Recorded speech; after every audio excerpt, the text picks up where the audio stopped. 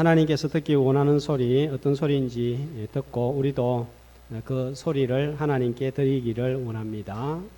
지난달 북한이 갑자기 남한을 향하여서 대북 정책에 대하여서 비난을 쏟아붓더니 며칠 지나지 않아서 남북 연락사무소를 폭파시켜 버렸습니다.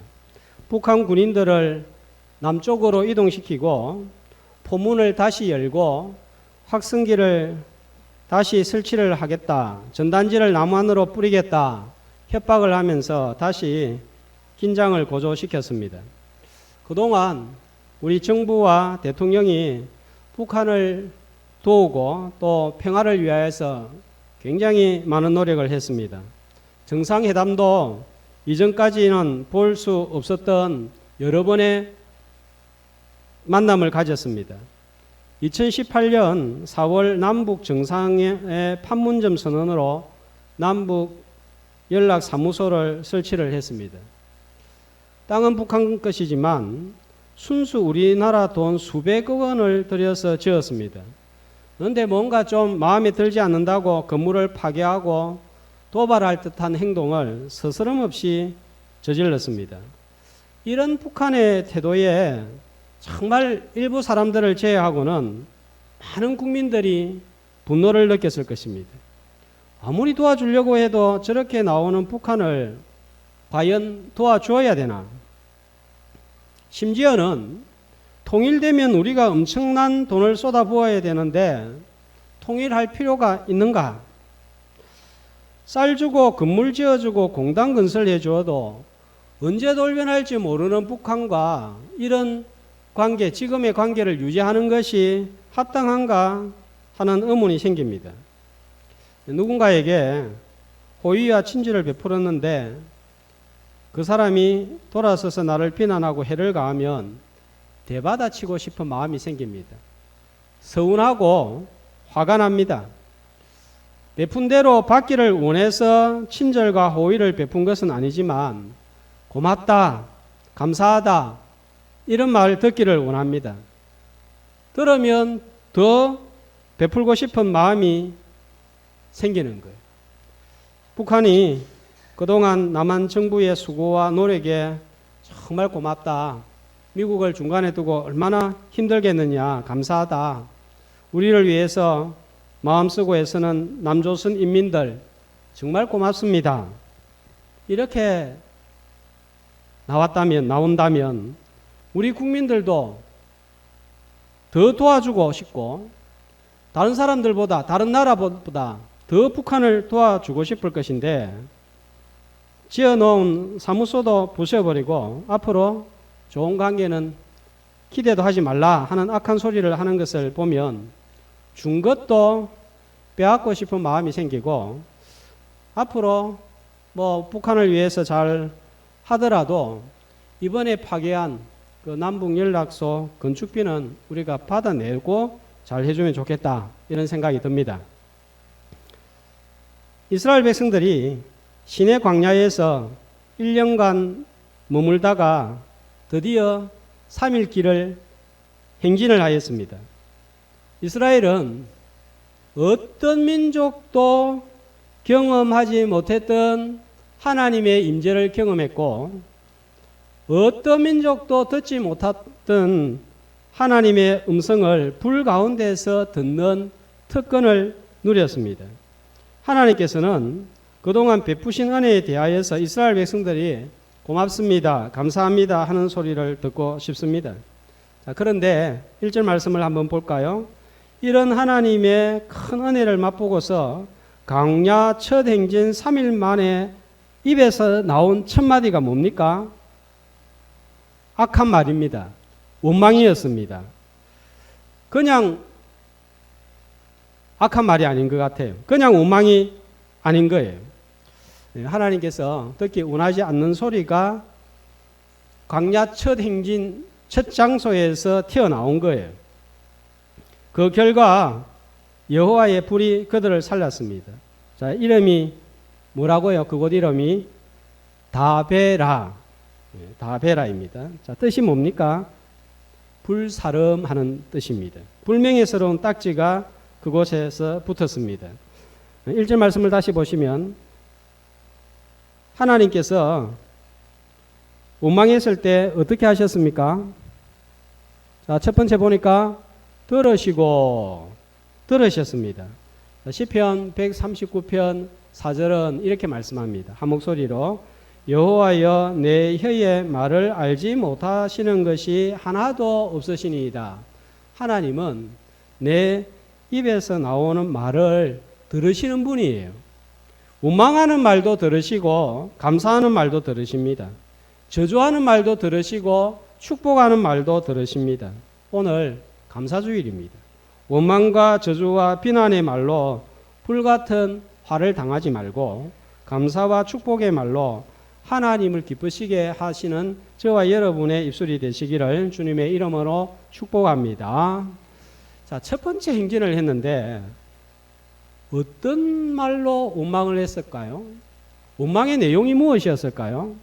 사람은 성격과 기질과 생각이 전부 다 달라서 똑같은 상황을 만나도 반응은 전부 다르게 나타납니다.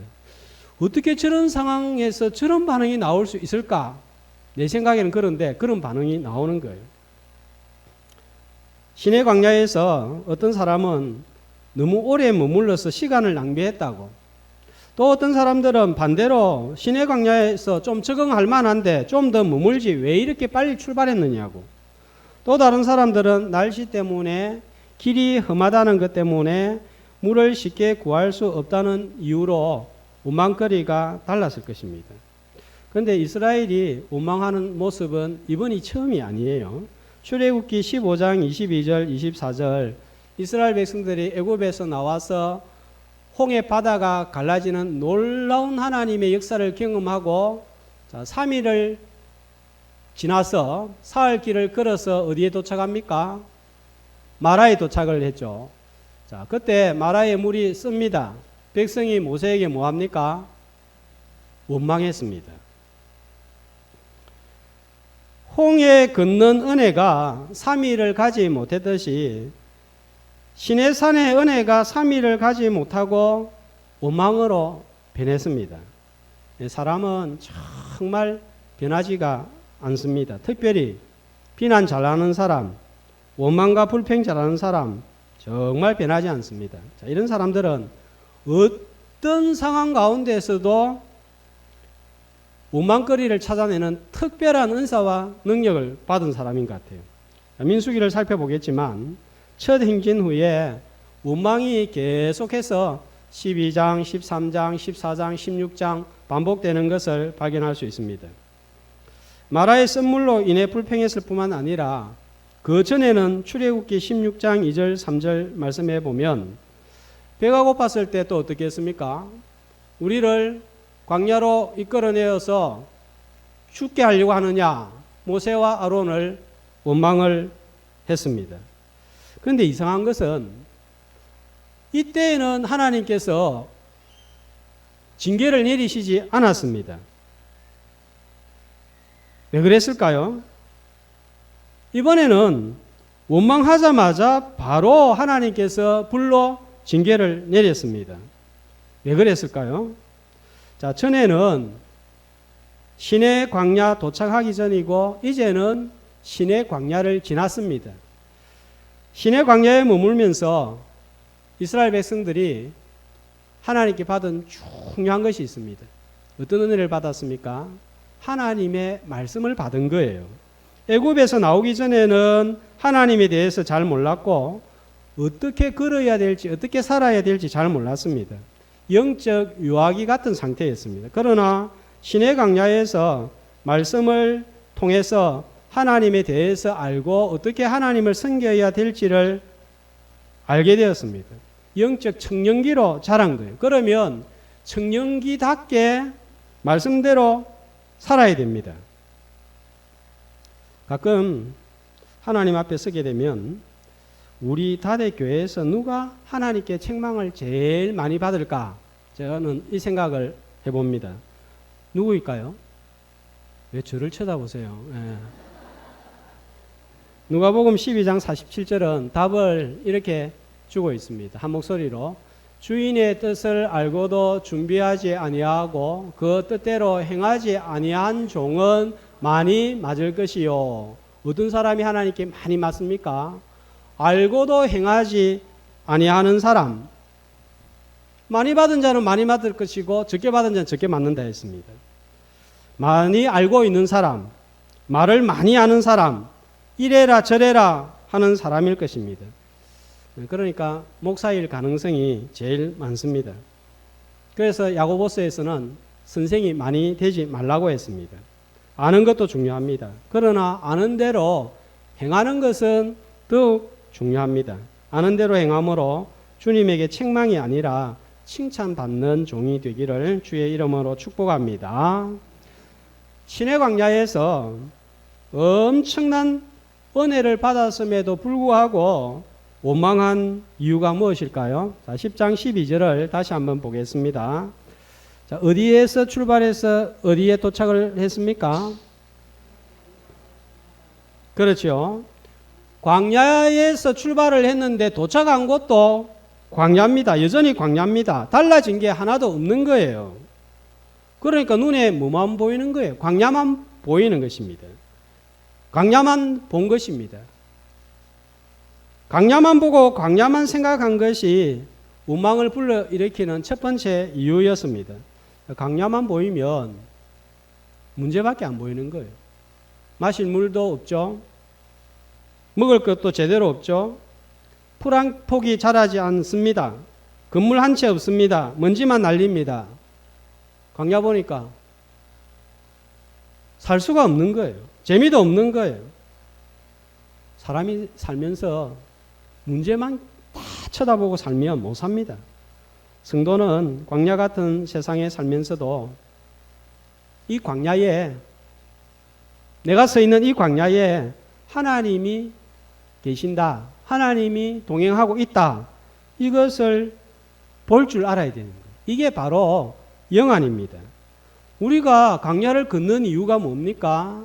이스라엘 백성들이 광야를 지금 걷는 이유가 무엇입니까? 신명기 8장 2절은 광야를 걷는 이유를 이렇게 말씀하고 있습니다. 한 목소리로 내 하나님 여호와께서 이 40년 동안에 내게 광야길을 걷게 하신 것을 기억하라. 누가 걷게 하셨습니까? 하나님께서 걷게 하신 거예요. 걷게 하신 분이 하나님이라면 길이 보이지 않고 먼지만 날리는 광야는 걸어야 할 이유가 있고 존재해야 할 이유가 있는 거예요. 내가 보기에는 이 길 걸으면 안 된다 생각하지만 완전하신 하나님이 걷게 하셨다면 이유가 있고 그것에는 의미가 있는 거예요. 자, 영과 굿이라는 이모티콘 사진을 한번 보겠습니다. 이미 받아본 분들도 많이 계실 텐데 아무리 좋아도 굿이라도 가시 되시는 하나님이 빠지면 뭐가 됩니까? 아무것도 아닌 거예요. 제로인 것입니다. 그런데 아무것도 없는 영이라도 하나님이 계시니까 어떻게 됩니까? 굿이 되는 거예요. 창세기 1장 1절 2절에 땅이 혼돈하고 공하고 흑암이 깊음이 있고 아무것도 없었습니다. 그런데 하나님이 계시고 말씀이 계시니까 어떤 일이 일어납니까? 어떤 세상이 됩니까? 보시기에 굿, 보시기에 좋았더라. 다 창조하고 난 다음에 심히 좋았더라. 여러분, 이것이 광야길을 걸어가는 순례자들의 소망입니다. 사막이나 궁궐이나 내주 예수 모신 곳이 그 어디나 하늘나라라고 했습니다.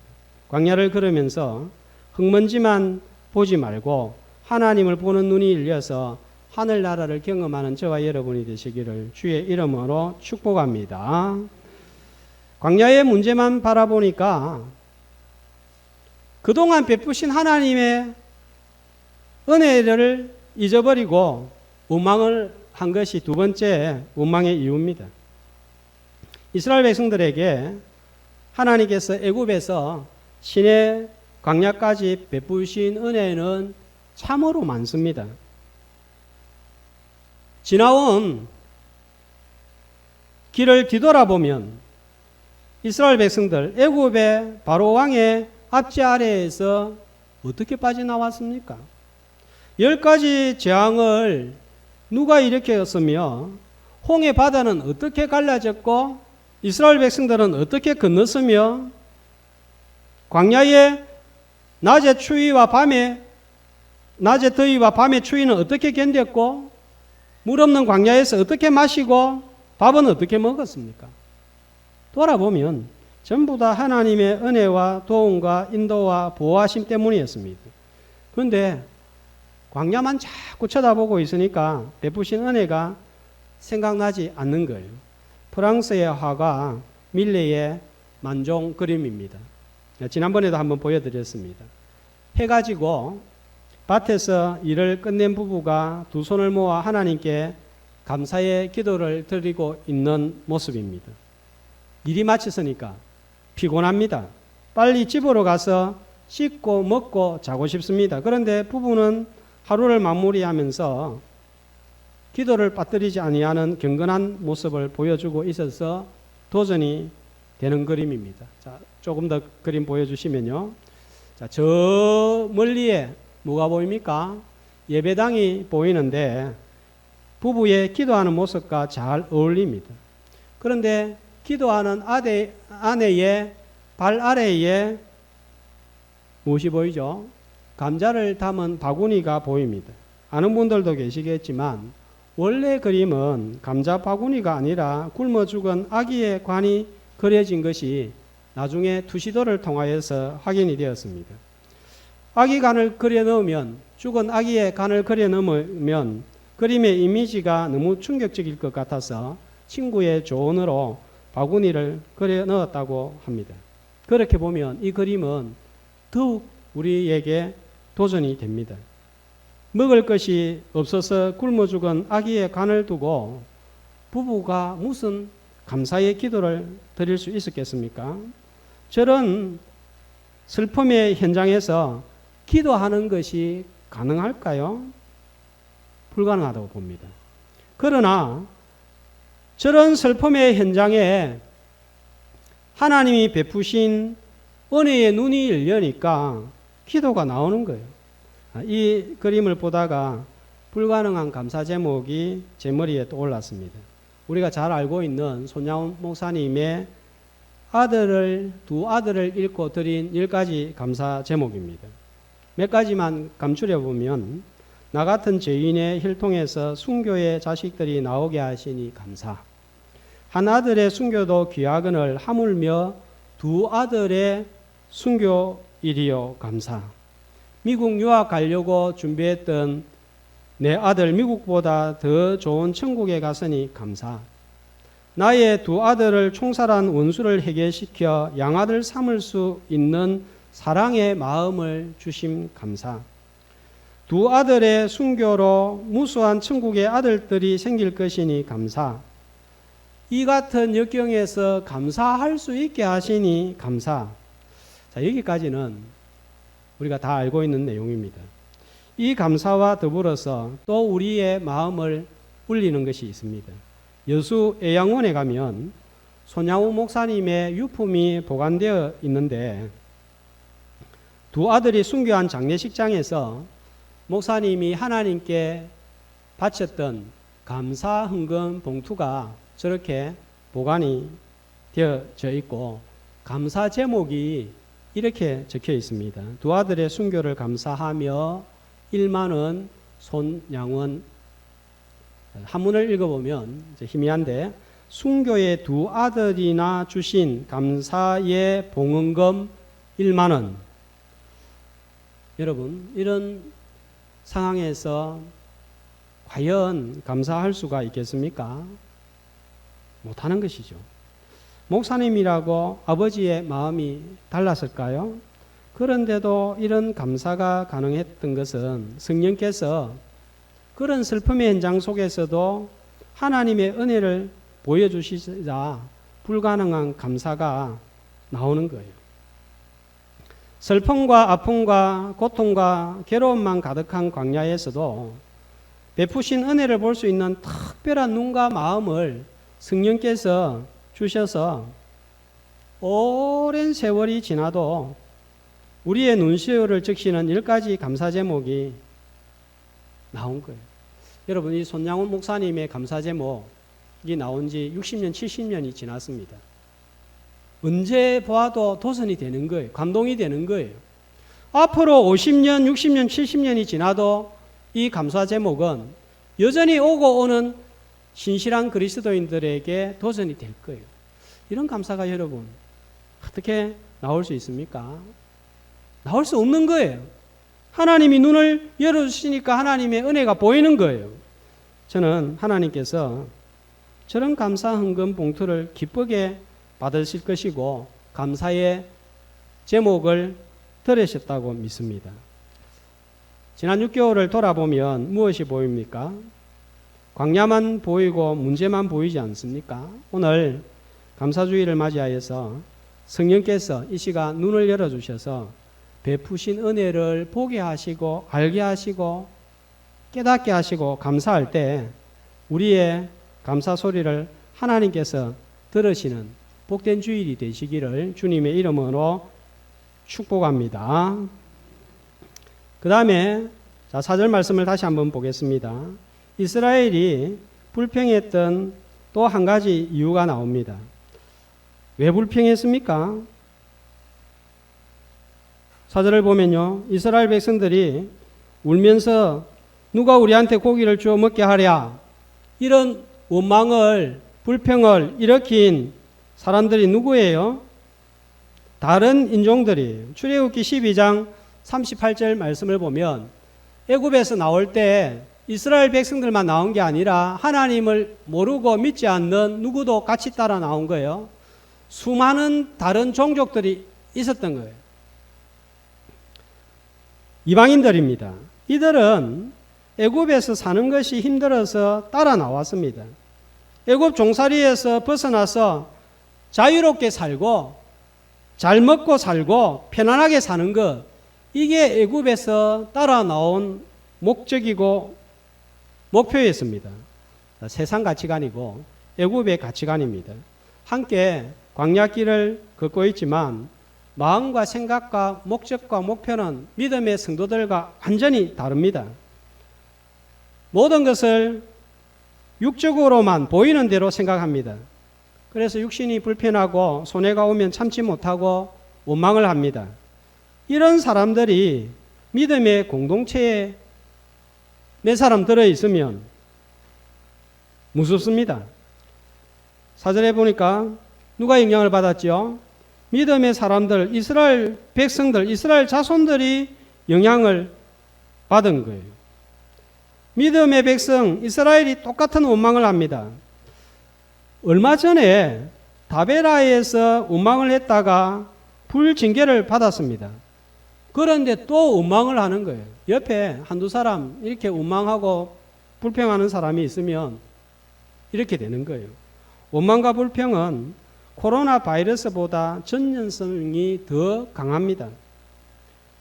교회 안에 육신의 눈으로만 보고 원망하면 평상시에 믿음 생활 잘하는 신실한 성도들도 금방 영향을 받습니다.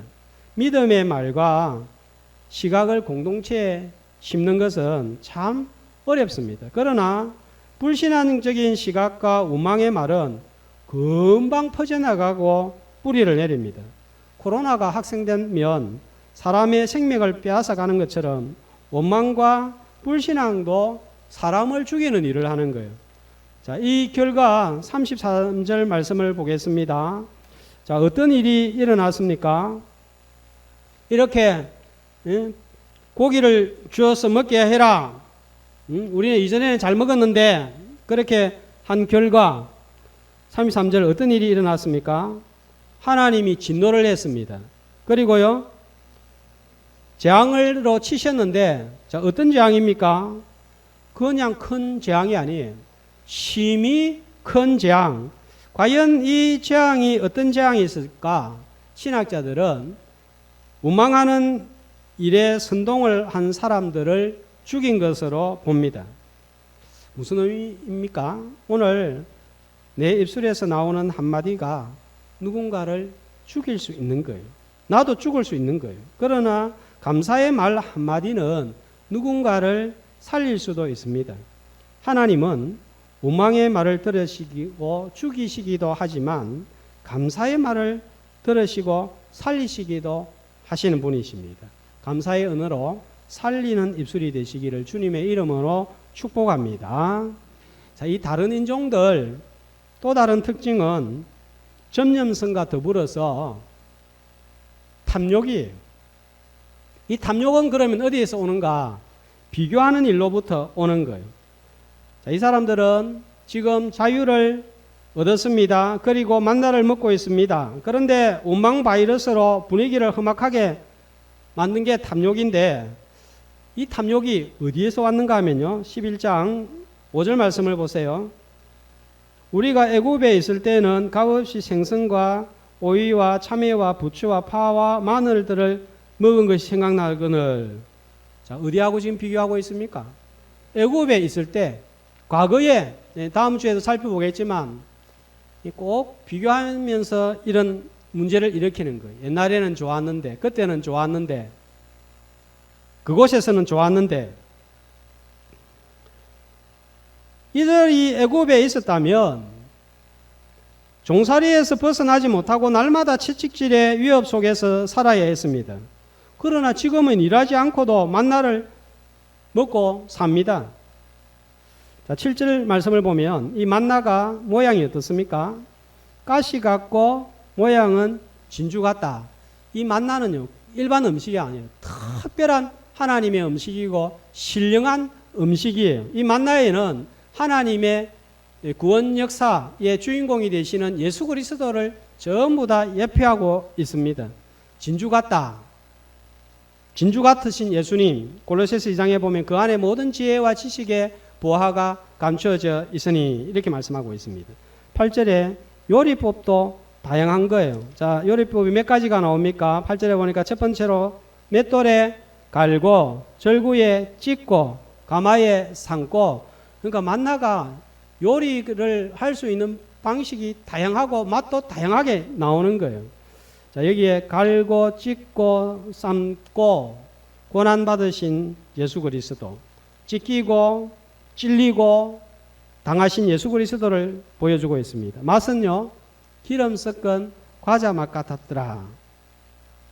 맛도 없는 게 아니에요. 자, 9절 만나가 내릴 때 같이 내린 게 뭡니까?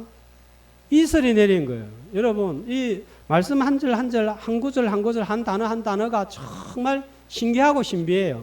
이슬이 왜 같이 내리도록 했을까요? 광야에 물이 많지 않습니다. 그런데 이슬을 하고 딱 만나 같이 내리면 물이 끼어있으니까 틀면 깨끗하게 되는 거예요. 하나님께서 너무 세심하게 위생적인 부분도 배려하신 거예요. 요한복음 6장에 보면 만나는 생명의 떡인 말씀을 예표하고 성육하신 말씀이신 예수 그리스도를 예표하는 양식이에요. 내가 생명의 떡이니 나를 먹지 않고는 살 수가 없다. 나를 먹는 자는 영원한 생명을 얻을 것이라. 이런 놀라운 하나님의 구원의 은혜가 이미 이 만나에 담겨 있는 거예요. 그런데도 다른 인종들은 이런 음식에 관심이 없는 거예요. 믿음에 관심이 없는 거예요. 배가 부르니까 고기 욕심을 부리고 애굽하고 비교를 합니다. 이 비교는 탐욕을 부르고 사람을 죽이는 일을 합니다. 18세기 유럽에는 살리에르라는 유명한 작곡가가 있었습니다. 음악가로서 오를 수 있는 최고의 위치인 오스트리아의 궁정 악장이 됩니다. 살리에르는 사람들의 관심을 한 몸에 받았고 존경을 받았습니다. 행복한 인생이었습니다. 그런데 모차르트가 나타나면서 그의 행복은 불행으로 변하기 시작합니다. 자신은 밤잠을 설치면서 온 힘을 다해서 작곡을 해서 한 곡을 만들어내 놓습니다. 그런데 모차르트는 잠깐 시간을 내어 한 곡을 작곡하면 그것이 불후의 명작이 되고 사람들의 찬사가 끊이지 않았습니다. 이런 모차르트와 자신을 비교하면서 불평을 시작을 합니다. 하나님, 왜 저에게는 천재를 알아보는 능력만 주시고 모차르트 같은 천재적인 작곡 능력은 주시지 않았습니까? 질투심이 생기고 시기심이 생기고 열등감에 시달리게 됩니다. 모차르트와 비교하면서 이전의 만족감과 행복은 물거품처럼 사라지고 말았습니다. 후문에 의하면 모차르트가 35세에 일찍 죽은 이유는 살리에르가 독살했다는 설도 나오고 있습니다. 그리고 자신도 죄책감에 시달리다가 죽었다고 합니다. 영화 아마데우스의 줄거리입니다. 살리에르도 굉장한 것을 받았습니다. 그런데 비교하기 시작하면서 불행의 늪에 빠지고 비참한 종말을 맞았습니다. 자, 이런 비교하는 다른 인종이 내 안에도 살고 있는 거예요. 하나님께서 주신 월급, 또 자녀들, 또 뭐 넓지는 않지만 주신 집 감사하다 이렇게 살고 있는데 동창이 동기생이 내보다 더 많이 벌고 더 잘 사는 거 보고 옆에 아들이 더 좋은 학교 더 좋은 직장에 가는 거 보면서 나는 뭐야? 에이, 이까짓 것.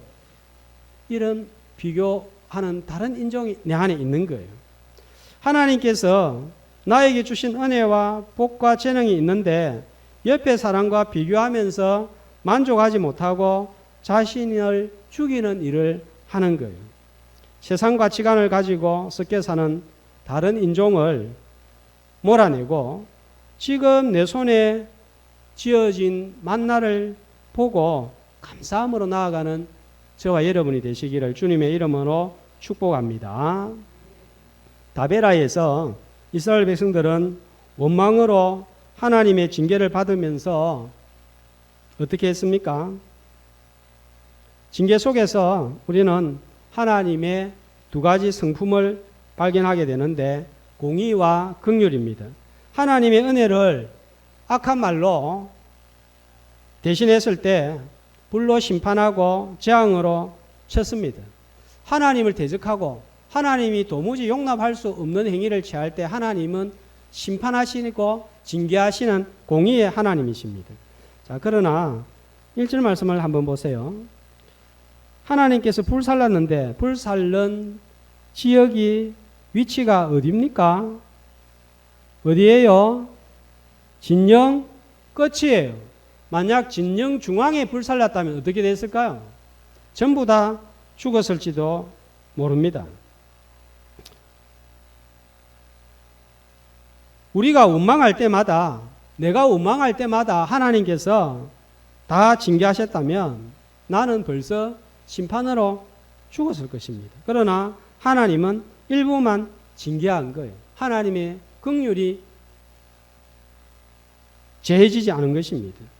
고속도로를 운전하다가 보면 모의 경찰관이 봉을 들고 경찰복을 입고 서 있는 것을 자주 봅니다. 뭡니까? 조심하라는 거예요. 속도를 줄이고 집중을 하지 않으면 사고가 날 수 있으니까 조심하라는 거예요. 조심하지 않으면 좀 이따 큰 사고가 납니다. 경고입니다. 내가 악한 말로 원망하고 저주스러운 말을 할 때 하나님께서 나를 살짝 건드리실 때가 있습니다. 경고하라는 거예요. 경고를 받고 2절 말씀에 보면 이스라엘 백성들이 어떻게 합니까? 모세한테 부르짖고 모세는 중보 기도하니까 불이 꺼졌습니다. 모세가 어떤 기도를 했을까요? 악한 말로 하나님을 대적한 말로 원망한 것을 잘못했다고 회개하고 용서의 기도를 했을 것입니다.